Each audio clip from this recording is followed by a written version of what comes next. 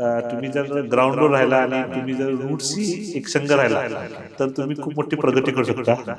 Sir मग स्पंदन हेच नाव का निवडलं आणि स्पंदन हृदयालय असं नाव का निवडलं? स्पंदनमध्ये हार्टबीट बरोबर. आणि हृदयालय म्हणजे हृदयाची काळजी घेणारी जागा. बरोबर.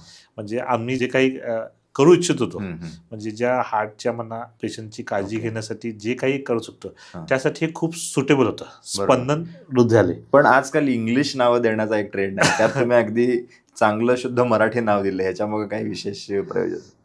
मे बी माझी मायबोली मराठी आहे बरोबर. आणि दुसरं म्हणजे की आपण आपल्या म्हणजे जिथून आलो हम्म. ती नाळ सोडून चालणार नाही. बरोबर. आलं लक्षात.